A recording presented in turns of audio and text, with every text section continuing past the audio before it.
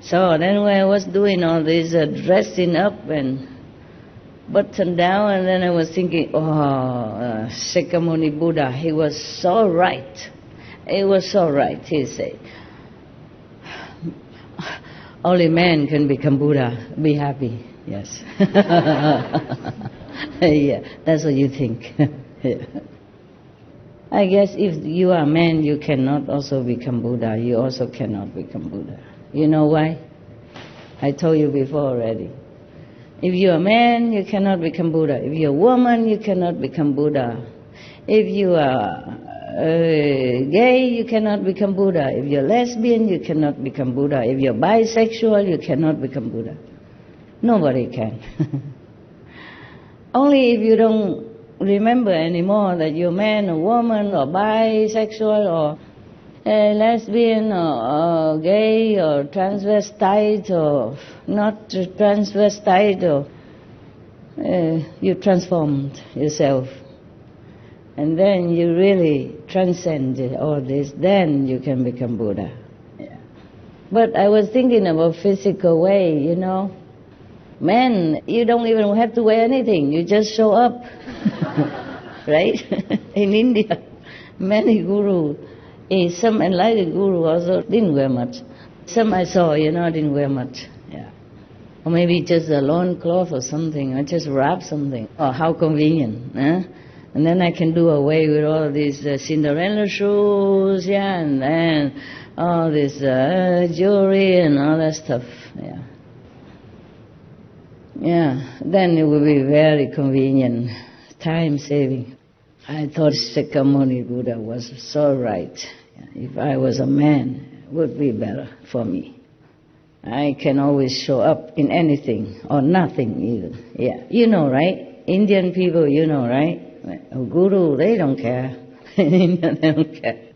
And if I don't look, suppose I am a man, and if I don't look as beautiful as I am right now, all I do is just grow some hair on the face, then I will look okay, right? Look dignified like a guru, yeah. Okay, that's that for gossiping. I'm here already. The most difficult part is that to get ready. And when I'm here already, I am awake. I feel better now. I feel more awake now than when I first came, huh? Yeah, I thought, I don't know what I'm going to do. Yeah, in my state of being this morning, I wanted to wake myself up, truly. I did put alarm clock and everything. I did get up okay, right? I went to try to be a normal. I even make a toast, some toast. And then I thought I have some toast to come, stomach. I didn't feel too well these days. And then I make one toast, I burn one toast. I make another toast, I burn another toast. I make another one, third one, burn. 4 toasts, all burnt, beyond recognition. I said, okay, today is not my toast day. And then I just grab whatever, and drink. Try to make a tea, but then I forgot. I put tea, but I forgot to drink. Yeah. It's a new place I've been moving, and very messy and tiring and chaotic because I had no time to organize my stuff yet. And I'm afraid to ask anyone to help. Because sometimes when I ask them to help, I better do it myself. Or I have to take some other garbage from them instead, and it just doesn't pay. Therefore, yeah, I feel like surrounded with material things. I wish my destiny is a little lighter than mine right now. Like being a Baba, Babu, or whatever, or Mataji in India even, and just sit there and hugging people, rubbing their head, and that's all I had to do. My destiny in this lifetime, alas, is so complicated. too much work, too difficult, too little time, too complicated. And I thought I left home, then my life would be, like her very simple. Yeah, 2-3 pair of clothes, that's all you have to do. You don't even have to comb your hair. Yeah, having hair is another problem, you have to put oil on or something, otherwise it goes bzz, like that. And have to design the jewelry. I thought I'm there already, but I'm not yet there, so very difficult sometimes for me to stay on this planet. Very difficult. More difficult than you think. Hay có很多空间呢，可以上来多坐一下好吗？Người Việt Nam á, muốn ngồi lên đây ngồi. Hết chỗ thì thôi nha. Bán hết vé rồi thôi. I say there's no more place. Tickets sold out. What is that? Huh? Tickets sold out, you like? Yeah. Every week is sold out. Lucky I'm not a dancer or singer or something. Otherwise, other artists dancing, singing, maybe just probably had to find another job. How long can you stay with your visa? We're leaving on Wednesday. I know, but how long is your visa allowed? 1 month. Oh, not bad. And how long you allow me to stay in India if I go there? British passport. 1 month. 1 month. Oh yeah, equal. Yeah, before we used to have like 6 months, huh? And then can extend to 1 year. Long time ago when I was a little yogi somewhere. And now it's difficult, huh? Yeah, I have to go to embassy, get visa before you just go landing visa or something. Actually, many people can stay if they want to. Nowadays it's difficult. That was because of some incidents, like some foreigners came and abused the kindness of the Indian people. Because Indian people are very hospitable, even if they don't have much, they give everything. They give you everything that you need. So the government kind of tried to stop this kind of misuse. I don't blame them. I don't blame them. The thing is, maybe the foreigners did not really want to misuse their kindness. It's just they did not understand the tradition of India, because they are given and given and given, and they thought, oh, that's okay. They love to give, and they still have. That's why they can give. But it's not true. It's not true. It's like sometimes, like I keep giving and people think I have a lot. And sometimes it's true, sometimes not. It doesn't matter. I love to give anyway, whenever necessary. Yeah, yes. The Indian people, they just give. Necessary or not, they treat you like God. It's tradition like that. And it's still like that. It's still like that in India. So many of your Indian brothers and sisters keep asking me to go to India. So how do I say, go there, stay 1 month and then fly out and come back, go back forth, like that? Yeah? We are not sure, Master. Huh? We are not sure how long we could stay with British passport. Maybe we can stay. Maybe 3 months maximum, no? I remember a long time ago, I went back because I was invited to Pune or somewhere, I forgot. I think they give you 3 months, but you have to have a visa. You have to go and apply for visa. Yeah, even 3 months is not a lot. Huh? I just sit for a few, like I sit in for a few hours and then it's 3 months already. Yeah, it doesn't take long. Time passes so quickly.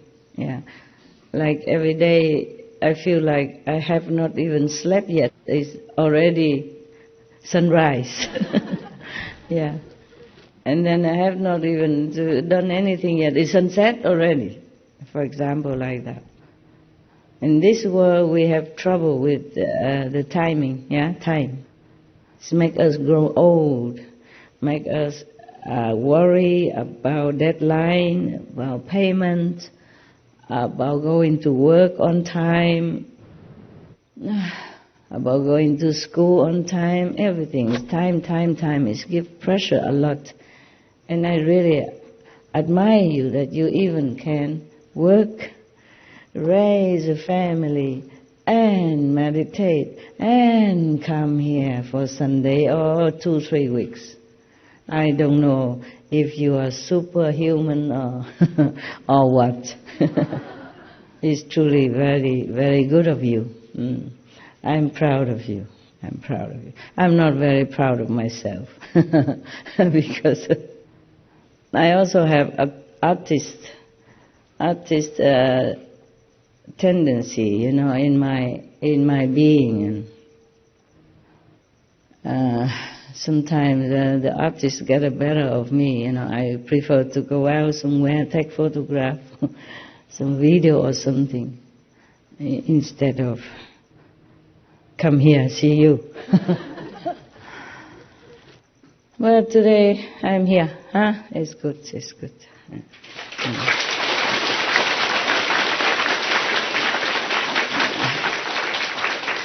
And I don't feel like I'm a good dog caretaker either. Before I used to have all of them around me. Nowadays I can only take care of 2 maximum at a time. 2 or 3. If more, I will feel easily, tired, or trouble, frowning, get older quicker with children. I just have to let them take turn, like at night who is who, and morning who is who, and afternoon who is who, like that, and then they rotate. It's not too bad, better than nothing, I'm thinking, I do all I can, but that's all I can. There's a joke about a restaurant outside, they say, eat all you can for $5. Yeah? Many of them in America or Europe. I'm not sure Europe has, but America has had a lot of, when I was there I saw a lot of them. And there's a joke about one a restaurant, it's written outside, eat all you can, $5. And then the guy come in and eat, and then he come and get more, and then the owner came out and stopped him. He said, no more. He said, but you have written outside, say, eat all you can for $5. And the owner said, that's all you can eat. It's all you can. That's all you can eat. Okay, we continue with Lord Mahavira, half a story last time. Okay, the merchant was moved to see her plight and saw that she was kind of a noble-spirited girl. She was not like low class or unbecoming or something like that. So he said, child, I am merchant Danava. I am a follower of Nigran shamans and live in this town. Looking at your troubles, I feel depressed. If you do not wish to go with the courtesan, I will not allow this to happen. I will buy you by paying 100,000 gold pieces. Would you come with me? Would you live with me as my daughter? So, of course, an orphan princess sold as a slave arrived at the house of merchant Danava. But his wife, again, another one, Mula, his wife, Mula, became doubtful as soon as she saw the divinely beautiful girl entering her household. Yeah, I promised myself to look at the boys, and I tried to do it today. I always look this way. Not fair. But the moment Mula, the wife, set her eyes on Vasumati, she saw a rival for the favors of her husband. Sown were the seeds of doubt, even for her upright man. Yes. Normally she trusted him as an upright man and husband, faithful husband. But now she saw such a beautiful girl enter in her place. She doubted even him. She thought maybe her beauty has enchanted her husband. It's possible. Yeah, it's possible because a man loves beauty. I also love beauty. I'm not a man, but I love every beautiful thing. I went out and see all the flowers, and I said, "Oh, you are so beautiful. I will capture you in this camera, and you will be immortal. You like that?" And I was like, yeah. And today, all the birds came, and somehow they sing so much beautiful songs. I haven't seen it ever since I came here. Just today, they sing so loud, and so happy. I thought they loved to eat something. I put out some bread, they didn't eat it. They just keep singing. I haven't seen that even in SIêU. There's so many birds gathered together, Every little twig they have birds on it, and they're singing so happily. Today, yeah. That wakes me up a little bit more. So I thank them. So due to her sweet demeanor, Vasumati had a magical influence over the household. The fragrance of her poise and coolness of her nature inspired Danava to call her Chandana, sandalwood. But his wife Mula was smitten with envy. She thought that this poisonous flower should be nipped in the bud. Right. So last time we read up to there, right? Okay. One day the merchant Danava left the town on some business errand. This was a golden opportunity for Mula. She relieved all the servants of the household and called Chandana, replaced her beautiful dress with rags, took off all her ornaments, tied her in shackles, and shaved her long silky hair. Chandana uttered in surprise, "Mother, what are you doing? I have done no harm to you. For what misdeed are you punishing me?" Mula silenced Chandana, put her in a dark cell, locked it, and left. Danava returned on the third day. When he saw the house abandoned, he was taken aback. He called, "Chandana, oh Chandana," but no one replied. He went at the back of the house and shouted once again. Chandana shouted back, "Father, I am here in the cellar on the back side." The merchant went in and saw that the cellar was locked. Looking through the bars of the iron gate, he saw Chandana in her wretched condition and started crying. "What happened to my daughter? What evil soul has done this to you?"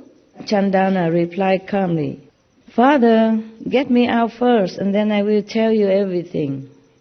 The merchant broke the lock and brought out Chandana. She asked, "Father, I have not taken even a drop of water for the last 3 days. Please give me something to eat and drink." The merchant went around the house, but everything was locked. Not even a utensil was available. Wow. I think the wife is really something, huh? He saw a basket containing a handful of dry post bran meant for cows. He took the basket and put it before Chandana, saying, "Child, eat some of this. I shall call a blacksmith to cut your shackles. Oh dear. Humans. Yeah. Actually, this is nothing very surprising. A long time ago, hundreds of years back, I was a master, but not very famous, no? Normal master. My so-called wife also locked me in the house and then starved me to death. Too much jealous, with many female disciples come and worship in me like the way you do. Lucky I'm not a handsome guy. Even though some men are jealous with his wife for coming for initiation, but not to this extent, I don't think, right? Well, I never know. I never know. Yeah, many times things like that happen in the family. And of course there's nobody there to help me to break the lock. It was happened like we live in far away area, and somehow nobody came at that time. And maybe some people came and then see the door locked, they think Master is not home. So they left. Yeah. Okay. So it was the 12th year of Lord Mahavira Swami's spiritual practices. Spending the monsoon stay at Vaishali, he came to a garden in Kaushambi. It was the time around which the incidents of satanic attack on Champa, fall of Champa, sacrifice of Queen Dharini, auction of Princess Vasumati as a slave, etc. Same time. These things were occurring. Lord Mahavira Swami, with his penetrating knowledge and perception, had a glimpse of all this. He made an almost impossible resolution on the first day of the dark half of the month of Pause. What is that then? December to January. December to January. It's kind of end of winter. No, middle of winter. Kind of midwinter solstice or something. Festival? No, no festival. Okay. The Lord Mahavira said, I will accept alms for breaking my fast only from a princess that has become a slave. He announced like that, without anyone telling him this story. Nobody knew that Chandana was a princess in any case. She did not tell, yes, because for her safety, also because her parents already being harmed and her country lost, and she ran away. Yeah? So if she has told that she's a princess, then maybe she's been killed too. Yeah. So she didn't say anything. It's just her demeanor sometimes give out an air of royalty. Yes, but she did not tell anything. Nowadays I feel a little safer, but mostly in those years, these years, before these a couple of years, before SMTV, I was alone in the world, and I have never told anyone that I am Supreme Master this and that, or what I do, nothing. Yeah, I had to keep low profile for safety. So it's a similar situation, I guess. Though I wasn't a princess. When I went out, I play stupid sometimes, talk nonsense or something. And nobody suspected anything. And if I was kind of begin to be suspected, then I moved somewhere else. Yeah. Nowadays I feel a little safer though. Just a little safer. Okay. So Lord Mahavira has announced that he will only accept alms for breaking his fast only from a princess that has become a slave. During this monsoon retreat season, maybe he did not eat anything. So now is the first meal after the fast. So he wanted a princess to fit him. Yeah, he must have a clairvoyance to see something happening to that country, to the princess. So, and that too only if she has a shaven head even. Oh, she was shaven. She was shaven by the wife of the merchant. Yeah. And her limbs shackled. Only then, yeah. She has not eaten for 3 days. She is sitting on the threshold of a house. She has posed bran lying in a basket, and she has a smile as well as tears in her eyes at the same time. Unless these conditions are met, I resolved to continue my practice and not to break my fast. Oh, what a difficult condition for breakfast. Breakfast. Unless, this condition presented, he will not begin to eat again. 4 months passed since Lord Mahavira Swami started going from door to beg in the town of Kaushambi. 4 months since. Means he didn't eat anything for 4 months. One day Mahavira approached the house of the chief minister of Kaushambi, Sugupta. Sugupta's wife, Nanda, was a devotee of Lord Parshvanath and was acquainted with the ways of ascetic shamans. Looking at Mahashraman Vataman, Lord Mahavira, approaching her house for alms, she became enthralled. She requested Prabhu to accept pure and ascetic food. Mahavira turned back without accepting anything. Nanda became very disappointed. Cursing her own bad luck, she said, Mahashraman Vataman came to my house, and what a misfortune! I could not provide him anything. Nanda's mate reassured her, Lady, why are you so dejected? This ascetic has been approaching almost every household in Kaushambi for alms, and without taking a single grain or uttering a word, he just returning back. Not just only her house, but every house he visited. He never took anything, because it's not the condition that he has set out. He probably was looking for Princess Chandana. Huh? So we have been witnessing all this for the last 4 months. Oh, so he didn't eat anything.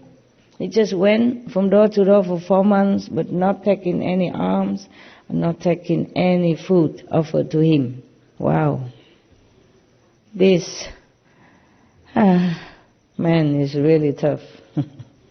I don't know if I can do that. This is nothing unique at your place, so why be so dismayed? The words of the maid added to Nanda's more distress. What? So the Mahashrama is returning without alms for the last 4 months? That means Prabhu has been on fast for 4 months and I have not been able to serve him. How unlucky I am. At that moment, Minister Sugupta arrived, her husband. Nanda told him everything. Sugupta also became worried. King Satanik and Queen Marigavati also got the news that Shraman Mahavira was wandering in Kaushambi without food or water for 4 months. Wow. Without food, okay, but without water for 4 months, he must have really been sustained by extraordinary magic power that he earned all this time, being an ascetic and pure and truthful and determined, not wavering. So everyone was sad and worried. The ruling family went for Lord Mahavir Swami's darshan and requested him to accept food. But he was unmoved. After he left his kingdom, the ruling family is still in power. So they came and asked him to eat something, but he still rejected. 5 months and 25 days had passed since Lord Mahavira Swami had eaten anything. He became breatharian. That is possible also. One time I was also like that. If you had to do it, you can. Yeah.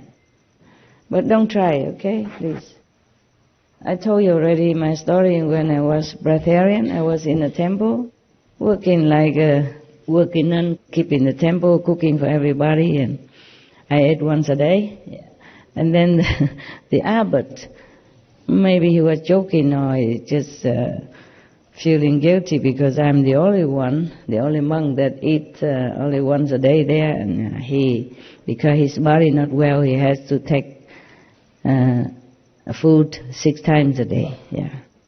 So he said to everybody at the table, Qinghai, she eats only once a day, but it's like more than 3 times a day what she eats. So that's it.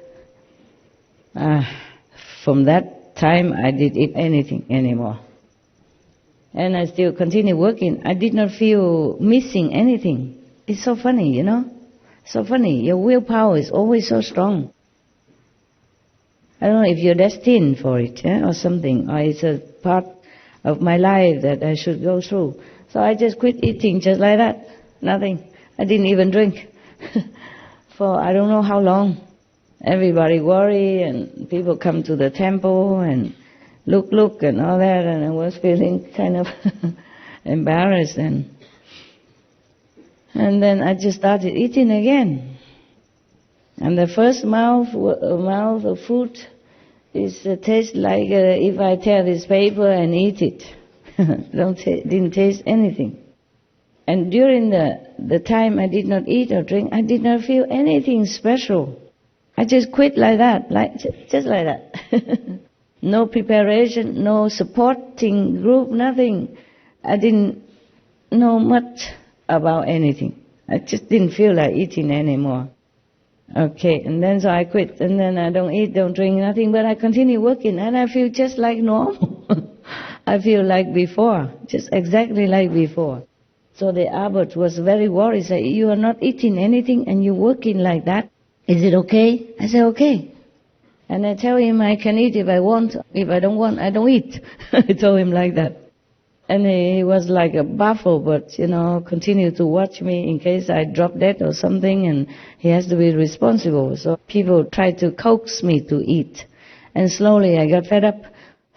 So I say, all this bothering is worse than eating and being humiliated by eating. So I begin eating again. But I did not feel like. But after I eat the first meal, even though it didn't taste a lot, I didn't eat a lot and it didn't taste at all. After the first meal, I felt like I'm dropping from, physically speaking, as if you're from the 5th floor and drop down to gently, to the 1st floor, like that. You feel dropping, really. I don't know, you just feel like that. I don't know how to describe it. When I was not eating, I feel like I'm walking on the cloud. My body was light. My mind is free. I feel happier than before. I feel just so free. And I first eat the first few mouthfuls, and then I feel like I'm dropping down. It's just a feeling, you cannot describe it. Very gently, like you floating from the 5th floor at least, all the way down to the 1st floor. That's the way it felt. My first meal after spontaneous breatharian. Yeah. I guess if some of you tried breatharian before and the first meal you eat, maybe you feel like that too or not? Yes. You do? You did? And why bother eating? Yeah, if you could go without food, just go. But only if you're healthy, still continue the same like before, then you should continue. Yeah, and now I know why I had to eat, make more karma, more affinity, yeah. So that I can do a different job instead of just cleaning nuns in a small temple. Even then, I didn't think of being a master, nothing. Just one day, a group of African American came knocking at my door and said they're looking for Master Ching, looking for Master Ching. And then after that, I still run away and I go to Germany. I go to Taiwan. No, Taiwan knock first, American knock after. They always try chasing after me. And so afterward I said, oh, now what the hell? I go out preaching, helping people. The thing is, this group of African Americans, they know nothing about the light and sound.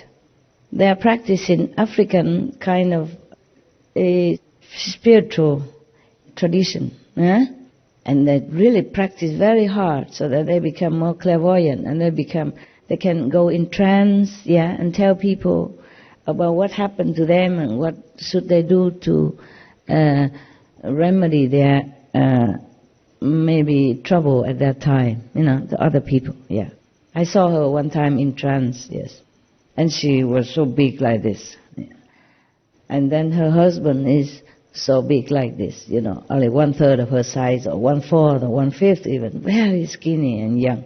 But when she was in trance, she could fall, and he can hold her like I hold a piece of paper. Yeah, it's funny, yes. And she kept telling people what's this and what that, without knowing what she's saying. Afterwards, she wake up, she doesn't remember of what she has been saying, and people came to her and then, seek her help on that. And she was anointed as a queen. Queen Azula was her name. It's not her name, it's just the spiritual name given to her after she practiced in her tradition, in African tradition. And then, in certain time, she has to lay down flat on the floor, and then she has to lay on a stone, a stone as a pillow, not soft ground, just a stone to cover for her head for 9 days long, no eating, no drinking. And they fast sometimes if they wanted to request something from the gods. So 9 days long, 9 days and nights, she has to lay absolutely immobile, and people walk around her chanting or reciting their mysterious mantras and all that. And after 9 days, she came back and she told the vision that she saw during these 9 days. Then according to that, you either become queen or princess or just some other kind of title. So she got the title, the Queen Azula. That is from heaven given to her, And these type of people came to me for initiation. The queen came to my house. The heavenly queen came to my house, not a normal queen. She has to tell her vision to the council, elder council of her faith.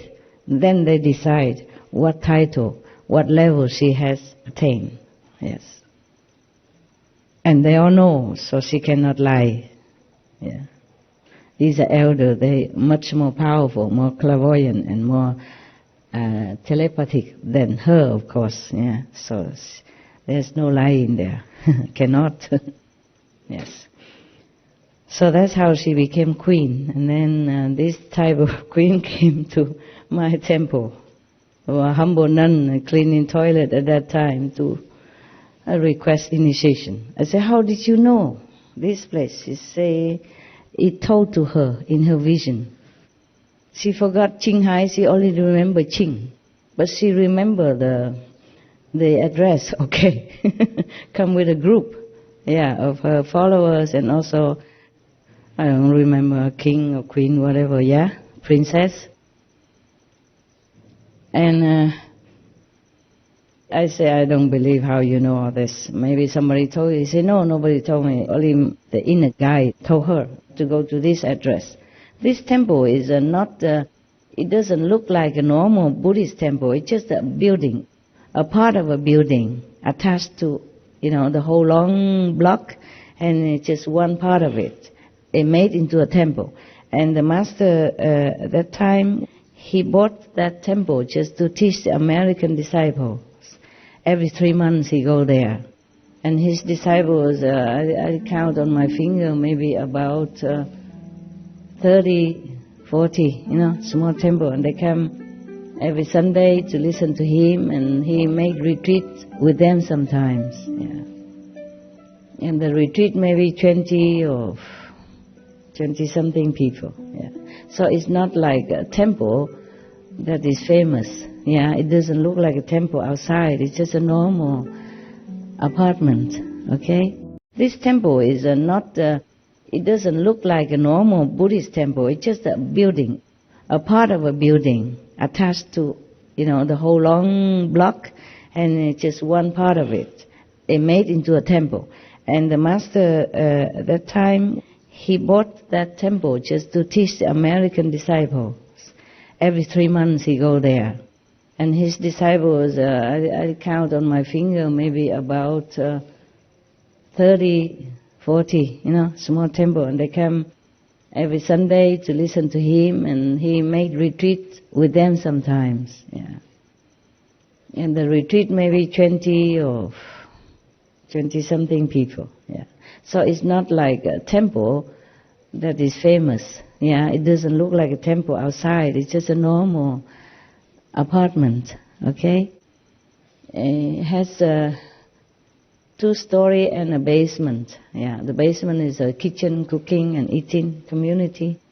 And the first floor is for the Buddhas, the hall and meditation. The third floor is a living quarter. I have one small room in there. And the master live in the front, I live in the back. One room. Separate by a corridor and an empty room. So if I were to go outside long distance and come back and not written the address of the temple, I would have got lost. But they found the temple all right. Ring the bell. I was alone. The abbot, he came back and forth. He has a green car, came back and forth. So anyway, they came in, and tell me, they describe what the inner guide told them about me. Say I would give initiation, and you can have the sound, you can hear the ocean. So I thought she cannot be lying. And I asked her if she know anything about the light and sound method, and about such and such teaching, at least similar teaching or something. Did she read? And they said, no idea. Just the guy told us to come here, and you will give us the spiritual anointment, and then we will hear the ocean, even if we don't have ocean, something like that. So I thought they cannot be lying. What for? They lied to me. Because I did not plan to initiate anybody. I'm just living in temple, cleaning bathroom and floor every day. And then so I say, okay, but you have to be vegetarian, huh? I said, yes, we are already. Because in their tradition also maybe like that. Oh, very sincere, good experience. And then they keep coming to see me sometimes afterwards, and then meditate with me or alone. I give them the room that the abbot always reserved to see his disciples during the retreat, So I say, you stay down there, I stay in my room, because I cannot give you the upstairs room. Upstairs only one room for the master, and the other room for meditation. Also upstairs there's one meditation room for the disciple when they come. In the morning, they come meditate with him. Oh, before that, I was thinking they're mistaken. They say, if you are looking for the abbot, he is not here. You come back in 2 months he will be back here. And his name is not Ching, I told him. He's a Buddhist monk. So they say, no. They say, Master Ching. I say, maybe Master Chi, yeah? Master Chi. And he's a man. Maybe Chi is India for great master, né? People always say Guruji, yeah? Maharaji, Mataji, Babuji, Babaji, everything. Chi means great. So I think maybe that's what your guy meant by Master Ji, but he's not here. And then she said, no, because the guy say it's a woman. And does the Abbot teach the ocean method? I said, no, he doesn't know anything about the ocean stuff. So she said, then it's not. Do you know? They asked me if I know anything about ocean sound. I said, I know some. And they said, that's you then. It's you. You're a woman, and you know about the ocean sound inside. So it's not the abbot that we are looking for. So then I had to give them initiation. Yeah, they came from a long way. And I give them food to eat and extra, and then they came back some other time.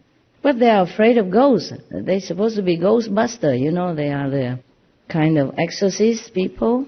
They can see ghosts, all right. Yeah. And then one day they came to me, and they came up to say, can we sleep with you upstairs? I said, small room. I'm not used to with sleeping with other people. You have all the room downstairs. It's more comfortable. And bathroom, everything for you. You know, toilet, so easy. She said, no, there's so many ghosts down there. About 300 at least of them. Yeah, I say, well... I said, it's a temple, you know, ghosts are also welcome. It didn't say outside that ghosts cannot come. I said, besides, the temples are feeding the ghosts every day also. You know, symbolic with the mantra, and then you multiply it. It's just symbolic. Throw a few drops of water and some little rice, and then you multiply it, and then the ghosts come. And also listen to us chanting Buddhist sutra and liturgy, something like that. Okay. Can you check on internet for me? You know, like feeding ghosts or praying to God before you eat. A long time I didn't use that word. So that wise, this is their home. So it's natural that they stay here, but they will not harm you. I promise. Because look at me and the abbot. And other people, they come and go. You know, I stay here, nothing happened. Don't worry.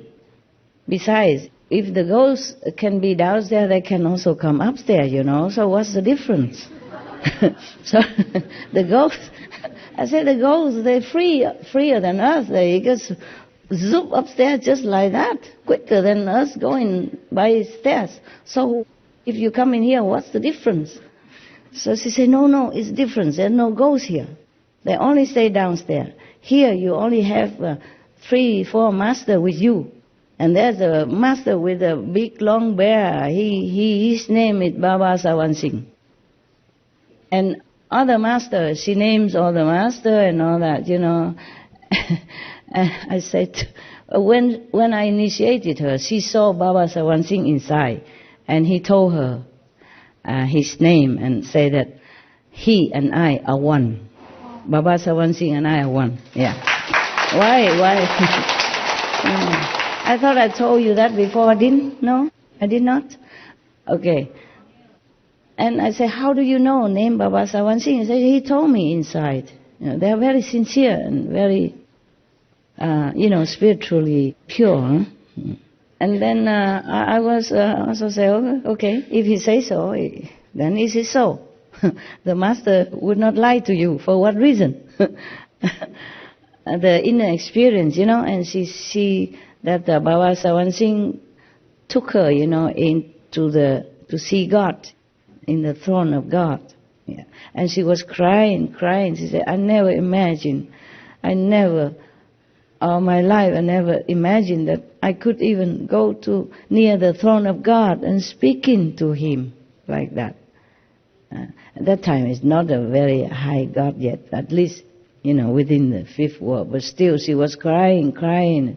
Oh, she cried non-stop. I say, oh, stop oil while you will dry out.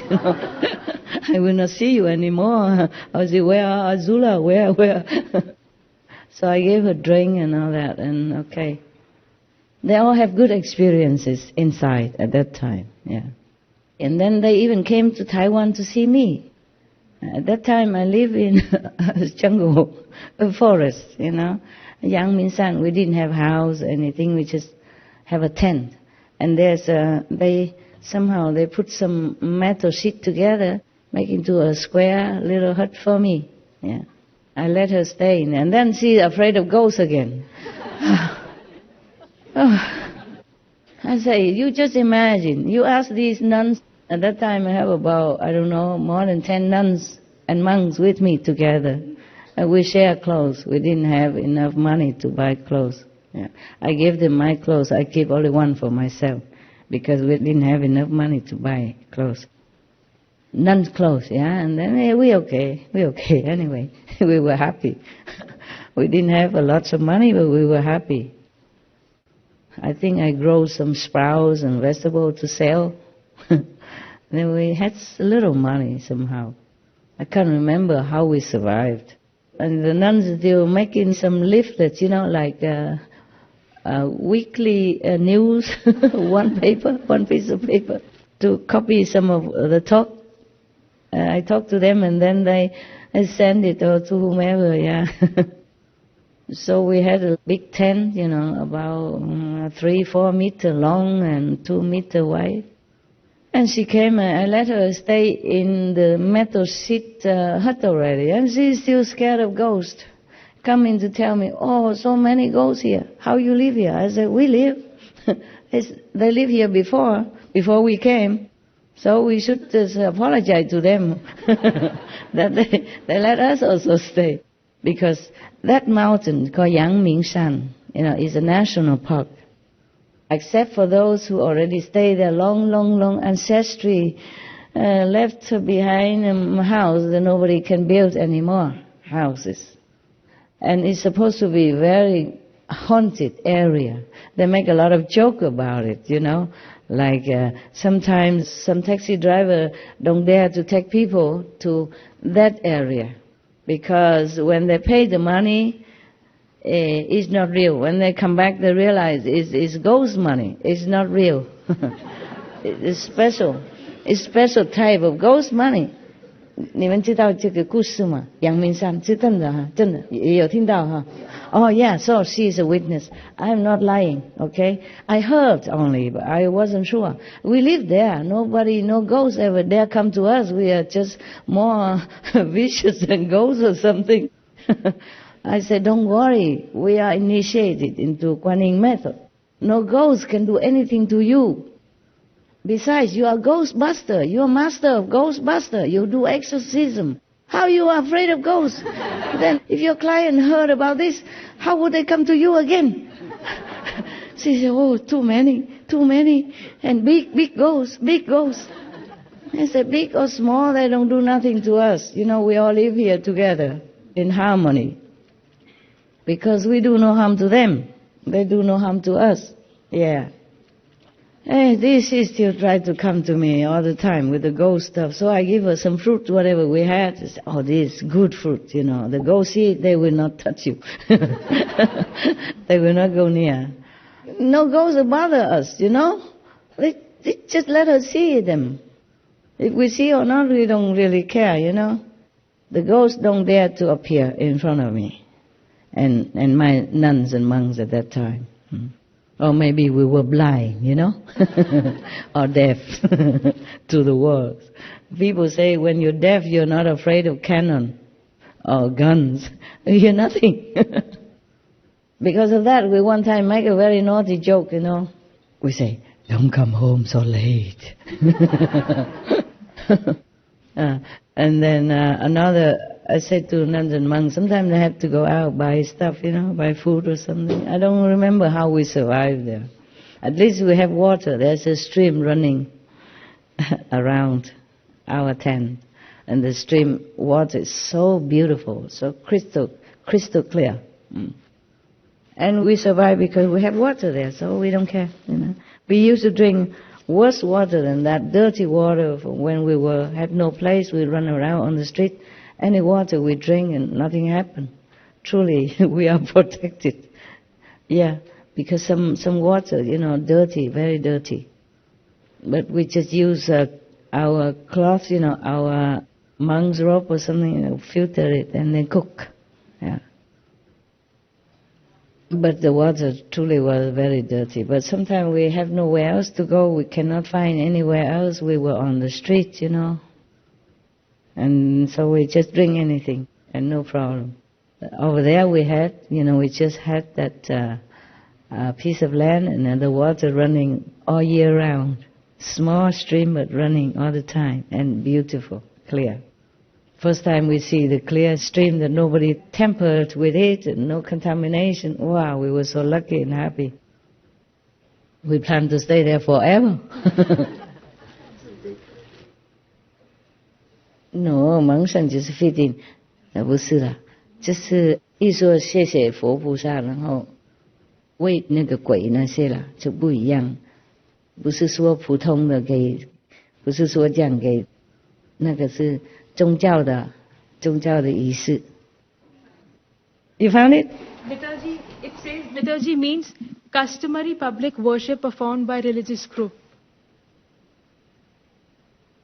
Customary public worship performed by a religious group, that's correct. Liturgy also, we praise God and we thank God, for eating and for the food that we eat. Yeah, that form of worship, praying is called liturgy. Yeah, and also in Buddhist we also thank the Buddha and all that, and then we feed some to the ghost. So actually the ghost did come, 300 plus of them. Yeah. So we have witness. Queen Azula saw it. I think she's still alive in America. Long time no see. I keep changing areas, so I don't think she can ever catch me anymore. 我们那个不是蒙上，就是供养啦。我们朝课晚课那个啦，就是 liturgy 啊。他们天主教也有啦啊。Okay, liturgy, yeah. Yeah, so there's a joke about the liturgy, yeah. There was a priest, went to Africa trying to spread the teaching of Jesus, but he has to went through a jungle. And he caught the lion. The lion wanted to eat him, definitely, cannot run. So the priest knelt down and say some stuff, yeah. And the lion said, "What are you saying?" Because he said, let me do liturgy first before you eat me. So he kneel down and pray to God and say, "Thank you," and all this, and save my soul stuff, And then the lion also kneel, yeah. And then also, so the priest say, "I am kneeling to pray to God and to pray to save my soul and help me. And what are you kneeling for?" The lion say, "Before eating, you have to make liturgy, Before having a meal, you have to give thanks, do the liturgy." That's how I remember the word liturgy. Okay, the pious lion, huh? Yeah. If I were to continue breatharian, I guess I cannot do this job. It's a different field, yeah. I probably have better life, yeah. But I don't think I can do much further work or enlarged work, yeah, like what I'm doing right now. But sometimes I said to myself, "You busybody, how can you do all this? Even the Supreme Master Television is a big work for me already. How I have even dogs, I have to put on makeup, wear clothes, design, all that thing, and business. Business, also give me trouble sometimes. The staff and, the tax and the accounting stuff. Sometimes I thought, oh man, you are truly a busybody, aren't you? I talk to myself. I scold myself. You are the only one to be blamed. No God, no Maya, no Satan, no demon, no one. You, the only one. Because one thing leads to another. You understand? If you have business, you have to take care of this and that and that. If you give initiation, you have to go and see this and that people. You have to take care of them inside out. Huh? It's not like you can come and sit here and I feel nothing from you. I don't feel any tug, any pull, any crying or all that stuff. Yeah? It's not like I give you initiation and then I don't hear that you at home having trouble, tuck in as master photo and one this, one that. It's okay if you really need. But sometimes you don't even need. You just ask for this and that to test the master. This thing won't work. Do your homework, okay? You pray to master when you need, of course, but not always abusing our relationship. Yeah. Not like you just get married and have a child and then no problem. No. Problem comes, yeah, with the marriage and with the child. You didn't know that until you're in. Similar, no? Just one wife, one child, and one job, and one house, and you already have a lot of problems. I have many houses, because before I keep running around, and every country I buy this and buy that, yeah, for ashram, and then later it become too small, and then I can't even sell it, it takes some time. And before I had nobody with me to help me, so I put it in my name, and now I have to go there to take care. Because some countries don't accept, like just,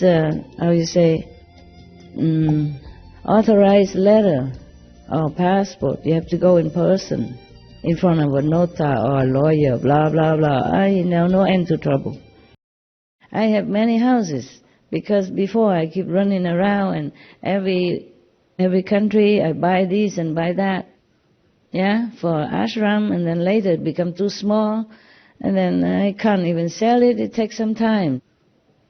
And before I had nobody with me to help me, so I put it in my name, and now I have to go there to take care. Because some countries don't accept, like just, authorized letter or passport. You have to go in person, in front of a nota or a lawyer, blah, blah, blah. No end to trouble. No end to trouble, yeah. Yeah, and even ashram have to take care, not this ashram only, other ashram, blah, blah, blah, And one thing will lead to another. It's never single. It's never just single business or single event or single thing. Yeah. And you would think that practitioners don't care about material. It's true.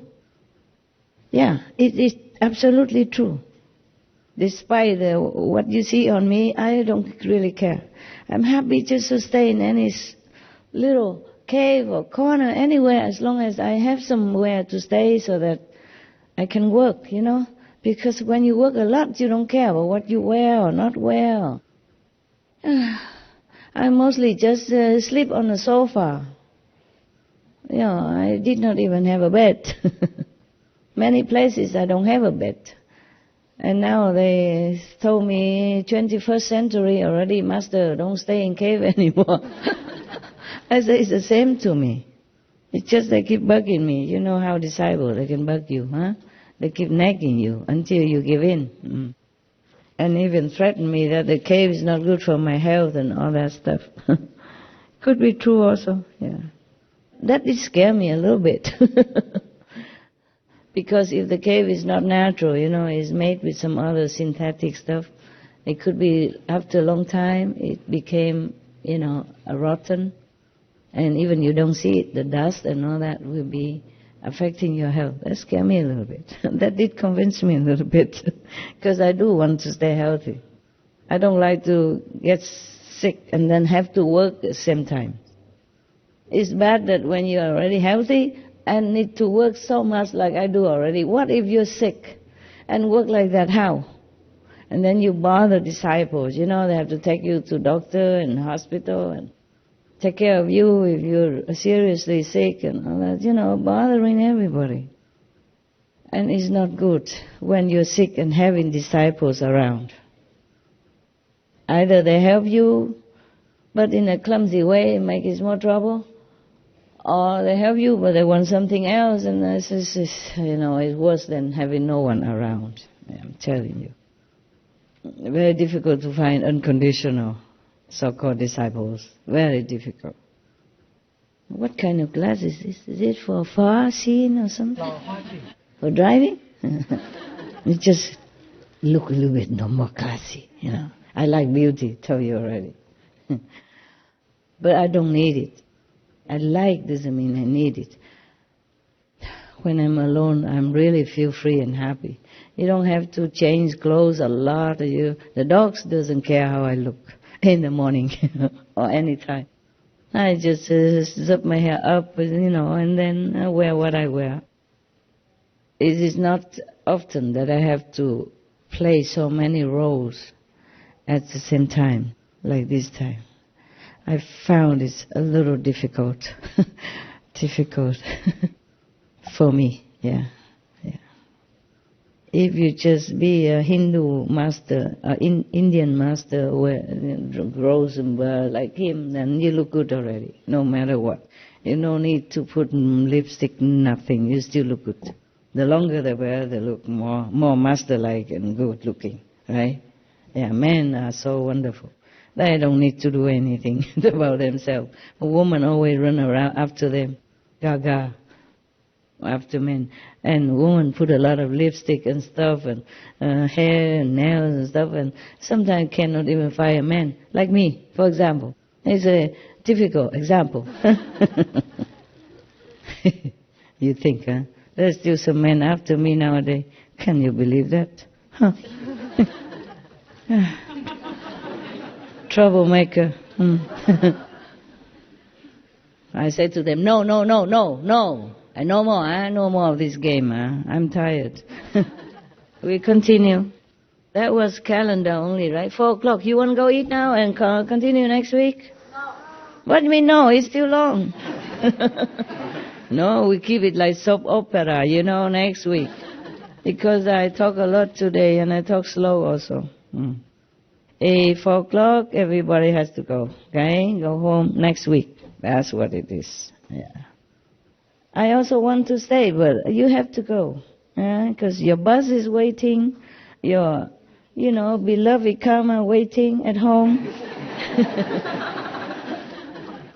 Your beautiful karma waiting somewhere. I can sit here forever. And they can sit here forever. Go. Otherwise they will think that I capture you using some magic power or something. I wish I have. Then I can use magic on the whole world, and then we finish with all the trouble. Quick. All right.